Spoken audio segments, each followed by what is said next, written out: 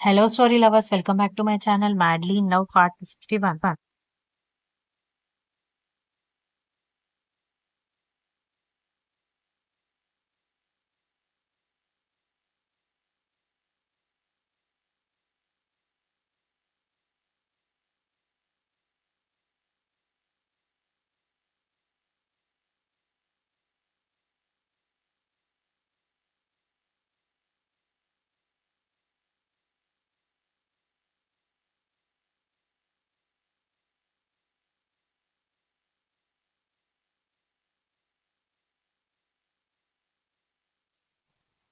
నేను కూడా అదే చెబితే అత్తయ్య, అమ్మమ్మ ఇద్దరు నా మీద దండయాత్రకొచ్చారు.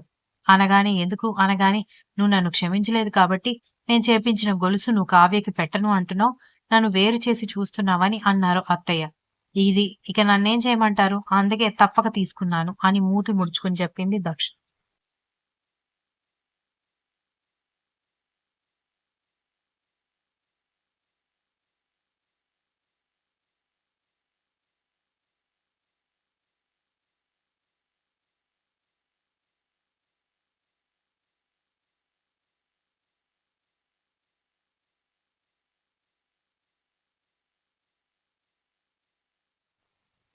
పర్వాలేదే అత్తాకోడళ్ళ మధ్య ప్రేమ రోజు రోజుకి ఫెవిక్విక్ కంటే స్ట్రాంగ్‌గా బలపడిపోతుంది అనగానే ఏదో మీ అభిమానం అని చెప్పి అన్నట్టు పెళ్ళికి మనం కావ్య కోసం బంగారం చేపిస్తాం గదా! అలాగే నన్ను కూడా కావ్య పెళ్లిలో పెట్టుకోవడానికి బంగారం చేయించుకోమని చెప్పింది అత్తయ్య అని చెప్పింది దక్ష.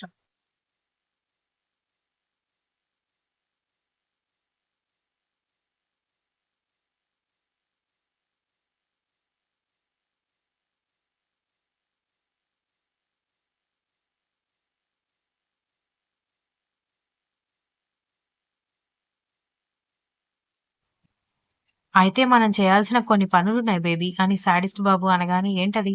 అని దక్ష అయోమయంగా అడిగేసరికి ఇలా రా అని టేప్ తీసుకోవడంతో ఎందుకు అనగానే ఇప్పుడు నగలతో పాటు వడ్డాణం కూడా ఉండాలి కదా! అందుకే నేనే వాడికి చెప్పడానికి ట్రై చేస్తున్నాను అన్నాడు చిలిపిగా.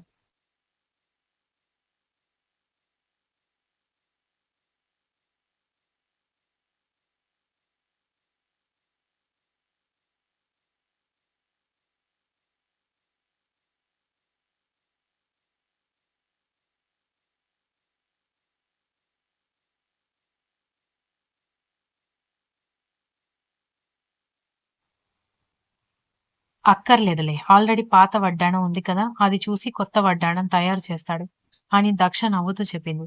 రాక్షసి అని అంటూ ఆమె నడుం చుట్టేసి దగ్గరికి తీసుకొని ఈ మధ్య నీకు బాగా ధైర్యం ఎక్కువైంది. నా మాట వినడం లేదు. మళ్ళీ భయాన్ని రప్పించమంటావా? అని ఆమె చెంపల మీద వేళ్లతో రాస్తూ అడిగేసరికి మీరంటే నాకు భయం పోయిందని మీరనుకుంటున్నారు. కానీ నాకు ఆ భయం అలాగే ఉంది. అనగానే ఎక్కడా? నాకు కనిపించడం లేదే? అన్నాడు వెటకారంగా.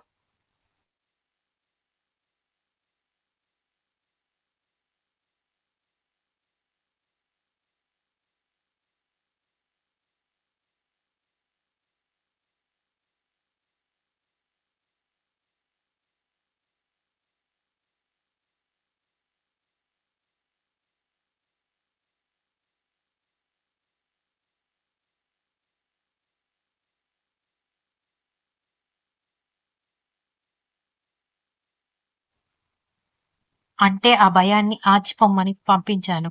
అందుకే మీకు కనిపించడం లేదని అంటూ భలే జోకులు వేస్తారండి. గాలి కనిపిస్తుందా? ఆకలి కనిపిస్తుందా? నొప్పి కనిపిస్తుందా? అలాగే భయం కూడా కనిపించదు అని తెలివిగా సమాధానం చెప్పింది.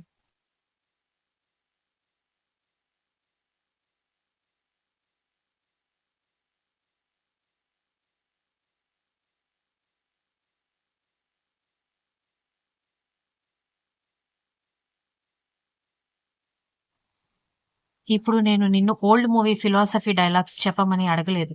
భయాన్ని మళ్ళీ రప్పించమంటావా అని అడుగుతున్నాను అని కళ్ళు ఎగరేసి ఇంటెన్సిటీగా చూస్తూ అడిగాడు.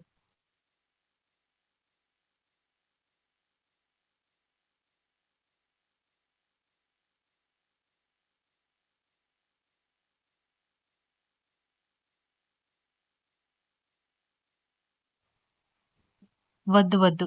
ఇప్పుడు మీరంటే నాకు భయం, భక్తి ఉన్నాయని నేను మీ దగ్గర ప్రూఫ్ చేసుకోవాలంటే ఏం చేయాలండి? అని అమాయకంగా అడగడంతో ఏం చేయాలంటే పతిసేవ చేసుకో బేబీ అని ఆమె 2 బుగ్గలు గిల్లాడు.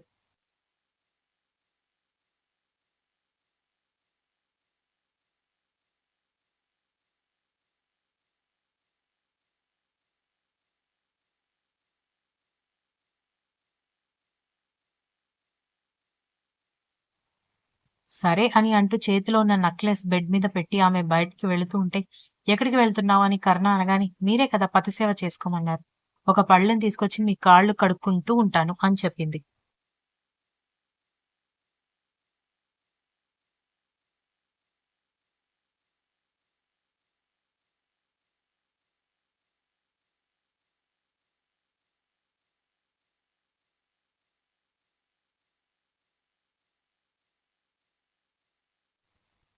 "ఏంటి కామెడీగా ఉందా నీకు?" అనగానే నవ్వు ఆపుకుంటూ, "అదేంటండి? మీరు చెప్పిన పని చేసినా కూడా మీకు కోపమేనా?" అనగానే ఆమె చేయి పట్టుకొని లాగడంతో వెళ్లి అతని మీద పడితే, "విజ్ఞాన ప్రదర్శనలు ప్రదర్శించావనుకో కత్తిరిస్తాను పొడవైన జడ" అన్నాడు.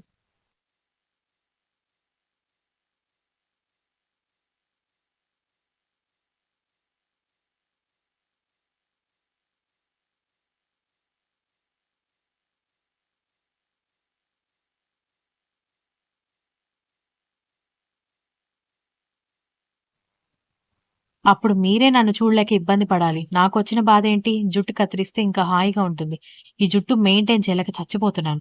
తమరికి ఆయిల్ స్మెల్ పడదు, జిడ్డు మొహం నచ్చదు. కానీ పొడవాటి జడ మాత్రం వయ్యారంగా ఊగుతూ కనిపించాలి. అన్నీ కావాలంటే ఎలా కుదురుతుంది? అంది దక్ష.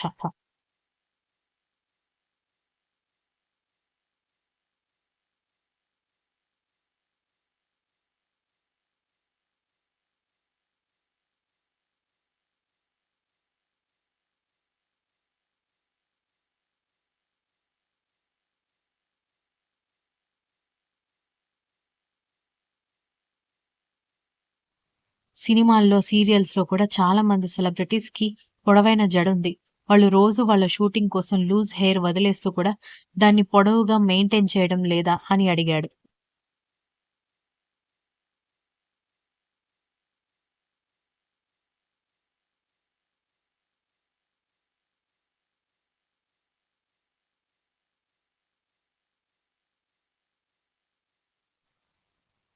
వాటికి కొన్ని డబ్బాలు, డబ్బాలు కాస్మెటిక్స్ కావాలి.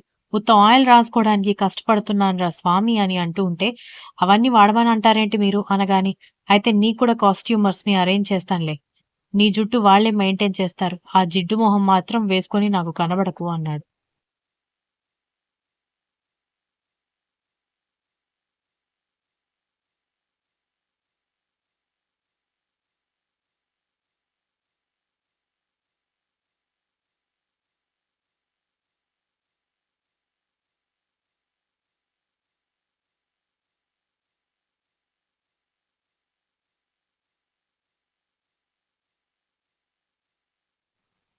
అదిగో మళ్ళీ జిడ్డు మొహం అంటారేంటి? ఆ జిడ్డు తలకి పట్టించుకోవడం వల్లే ఇప్పుడు ఇంత పెద్ద జుట్టు పెరిగింది. నా వల్ల కాదు అని చెప్పడంతో, పోనీ నువ్వు ఓకే అంటే నేను నీ జుట్టుతో పాటు చాలా విషయాలు మెయింటైన్ చేయగలను అని రాస్పీ వాయిస్‌లో చెప్పాడు.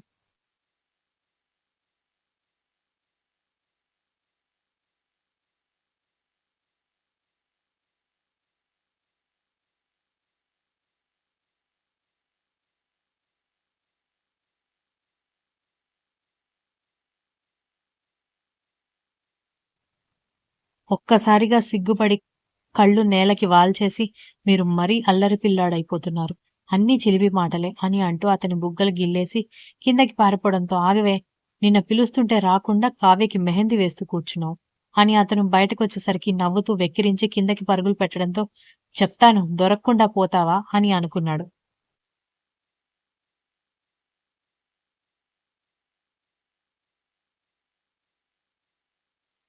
Continues. If you like this story, please like, share, comment and don't forget to subscribe.